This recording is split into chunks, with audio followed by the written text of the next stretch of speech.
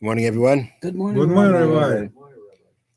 Okay, we're learning Mishnah Shabbos, Perek Yud Beis, chapter 12. We're up to Mishna Dala, Mishnah 4. I'd like to dedicate this morning's learning in memory of my mother, Mrs. Shalamis Rabinowitz, Shalamis Basa Rav Yaakov Eliezer. Should be an aliyah for Neshama. Amen. Okay, continuing with writing, with the malach of Kaisev of writing. If you write two letters in one forgetting, chayev, then you're liable for a 2 letters in one forgetting. That means you forgot that it was Shabbos and you wrote both letters and you didn't remember in between. You're going to read it was Shabbos after you completed what you did. Chayev, you'll be liable for a carbon chatas, a sin offering. That's the rule. The rule of every sin offering is that the malach has to be completely done within in that one forgetting, and then you're liable. Next. Kasav b'diyoy b'sam b'sikra b'kumais b'kankantum v'chadav shurayshim. If you wrote it with, now these things, the yoy, sam, these are all different types of ink. So the way they translate is like this. The yoy is black ink.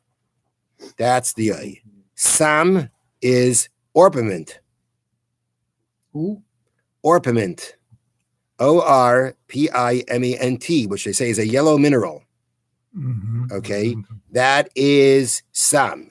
Next one is I Sikra. thought it was a candy bar. But No, Sikra. Sikra is, they translate as vermilion, a red mineral.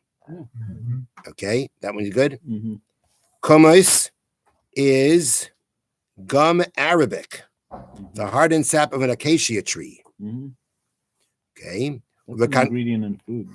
Okay, uvakankantum is ferrous sulfate, iron treated with sulfuric acid. So those are the examples, those are the specific examples. And then it says, which literally means anything that makes a mark. That means anything that leaves a permanent mark. And when you write for it to be considered writing from a Torah point on Shabbos, you got to be using an ink that lasts, that's permanent.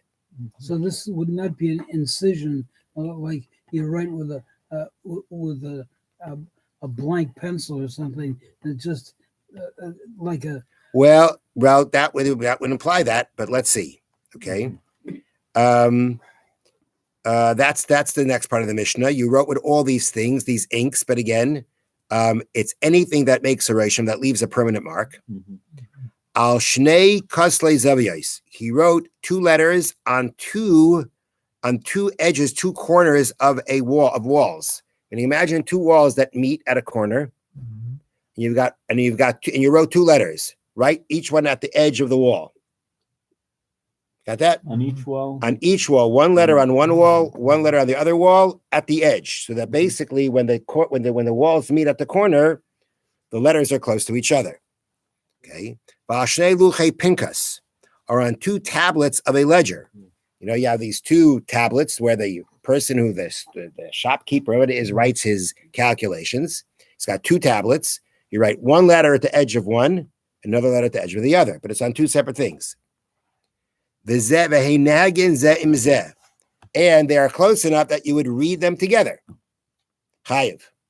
You're liable. That's considered I wrote two letters together. Next.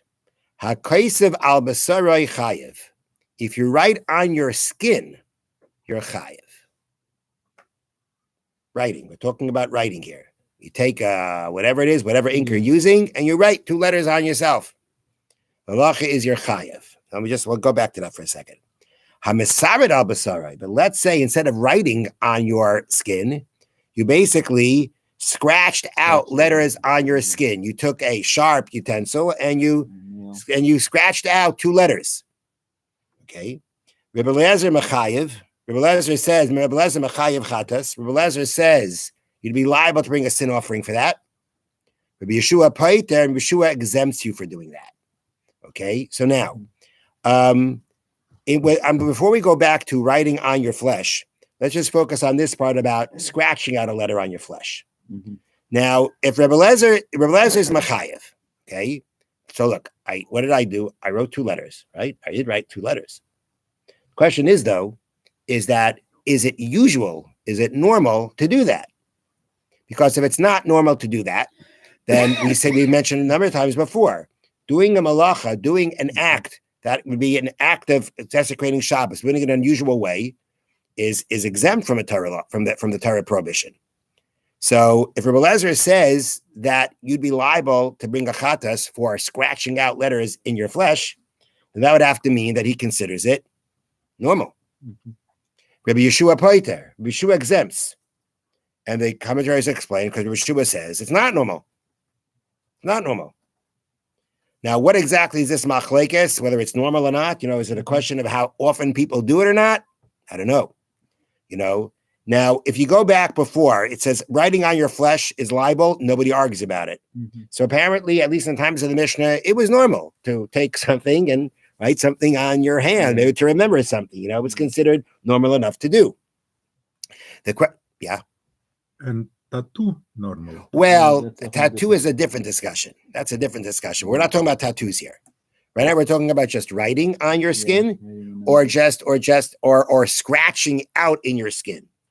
And the Bartanura says, according to Rabbi Yeshua, that says you're exempt if you scratch it out on your skin. It says even if you dug so deep that you bled. I guess what he means is like this is real. This is you're serious here. This probably lasts longer also. Okay. Nonetheless, Rabbi Yeshua still said you're exempt. And the Mefarshim explained, the commentators explained that their argument is revolving around, is it normal or not? So I don't know if their argument is just kind of a question of depending on how many people do it, is it considered normal enough? I didn't see a clear explanation. But when we're talking about writing on one's flesh and everybody agrees that you're liable, it's got to mean that it's normal.